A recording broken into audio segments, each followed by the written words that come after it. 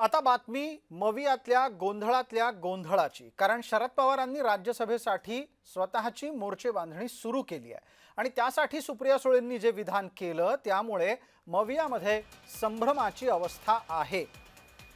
काँग्रेसने राज्यसभेची जागा मागितली खरी, पण या मागणीला काँग्रेसच्याच मागणीला पवारांकडून वाटाण्याच्या अक्षता लावण्यात आलेल्या आहेत।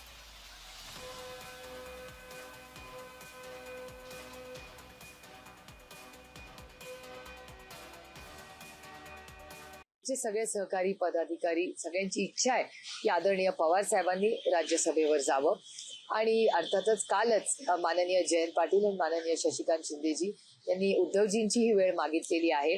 माझं काल संध्याकाळी बोलणं झालं नाही, त्याच्यामुळे भेट झाली का नाही माहिती, पण मी काल स्वतः अनिल देसाईंना आणि संजय राऊत साहेबांना विनंतीही केली या विषयाबद्दल। माननीय शरद पवार साहेब हे निवडणुकीला उभे राहणार आहे याच्याविषयी माझ्या मनात शंका नाही। मुळात शरद पवारांची उमेदवारीवरती चर्चा होईल ना महाविकास आघाडीमध्ये। शरद पवारांसारखा ज्येष्ठ नेता या देशातला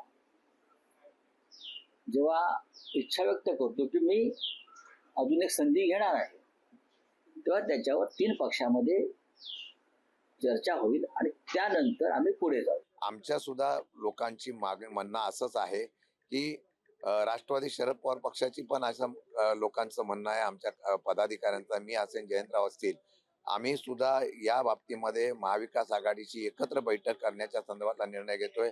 आम्ही स्वतः काँग्रेसच्या असलेल्या प्रमुखांशी चर्चा करणार आहोत। जर आपण महाविकास आघाडीचं जर तथ्य पाळलं आणि पाहिलं तर त्याच्यात जास्तीत जास्त ज्यांना सीट्स आहेत त्यांना पहिलं टर्न आलं पाहिजे, तो आमचा आहे।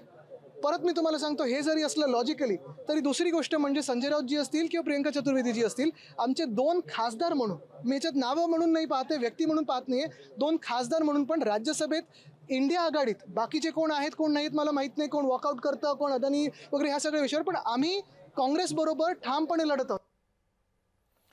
दरम्यान शरद पवार एकीकडे राज्यसभेसाठी प्रयत्न करत असताना दुसऱ्या बाजूला दोन्ही पवार गटाच्या विलीनीकरणाचा मुद्दा हा खुंटीवर टांगला गेलेला आहे। त्याला कारण राष्ट्रवादीची ताठर भूमिका आहे। राष्ट्रवादीने अतिशय स्पष्टपणे म्हटलंय की जर विलीनीकरण करायचं असेल तर पवार गटाला तसा प्रस्ताव द्यावा लागेल। राष्ट्रवादीच्या सुकाणू समितीची ही इच्छा असल्याची माहिती सूत्रांकडून जय महाराष्ट्राला मिळाली आहे।